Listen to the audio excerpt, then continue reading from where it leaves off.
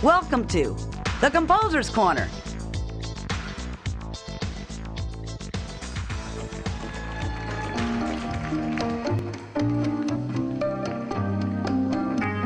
This song changed my life.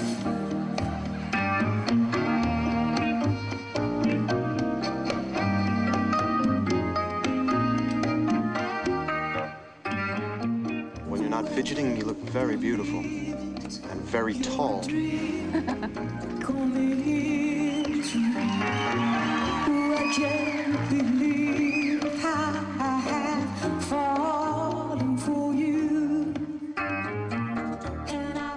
She's always been a little bit different, though she was never made to think of herself that way while growing up.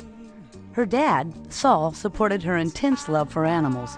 In fact, his own devotion to them led from training German Shepherds for the Army to owning the largest pet store in the United States, which he ran for most of his life. Her mom, Edie, supported the wackiness and creativity of her only daughter, Eileen Lynn Rappaport, and would bribe Eileen to practice piano, using Eileen's desire to purchase pop records as leverage. Eileen, nicknamed Chunky as a child, and later known as Lauren Wood, hated music lessons as much as the next kid, but her affinity for Gershwin, Rogers, Motown, and the Beatles kept her at it.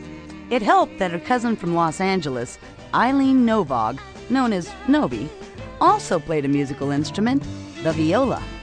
And from their very first days as children together, the two of them conspired to create their own music.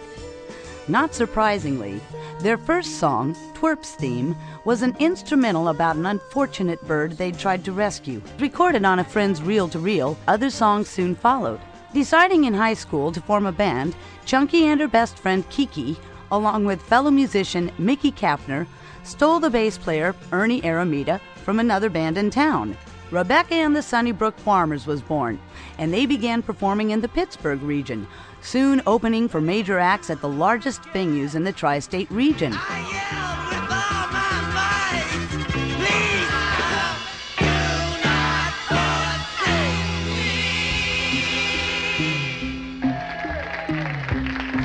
That's Rebecca and the Sunnybrook Farmers from Pittsburgh. A record deal with Musicorps Records in New York soon followed, with the release of only one album, Birth. Feeling they'd reached their peak on the East Coast, the band decided to relocate to Los Angeles. Camping out in Novi's parents' house and practicing daily, they soon caught the attention of a newly signed staff producer at Warner Brothers by the name of Ted Templeman, who himself had been in the group Harper's Bazaar. Simultaneously, they caught the eye of Frank Zappa, the band's hero and friend, and soon the group found themselves in the middle of a bidding war between Warner Brothers Records and Zappa's label, Bizarre Records. Warner's won out, originally signing the band as Rebecca and the Sunnybrook Farmers, but by this point, the members had dwindled down to just Chunky, Novi, and Ernie, so that became their new name. Becoming the band's mentor, Ted co-produced 2 albums on the group, encouraging them each time to stretch out and get as crazy as they wanted to.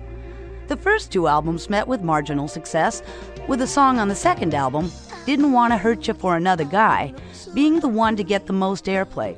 But 3 years would pass before the next album, during which time Chunky's songs were being discovered by other artists.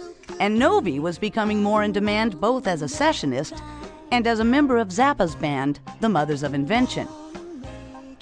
Encouraged by the financial rewards of songwriting, Chunky found herself transitioning from writing for the more specific nature of Chunky, Novi, and Ernie music to writing more accessible songs in general.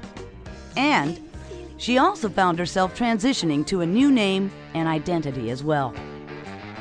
The record that originally started out as Chunky, Novi, and Ernie No. 3 ended up evolving into Lauren Wood.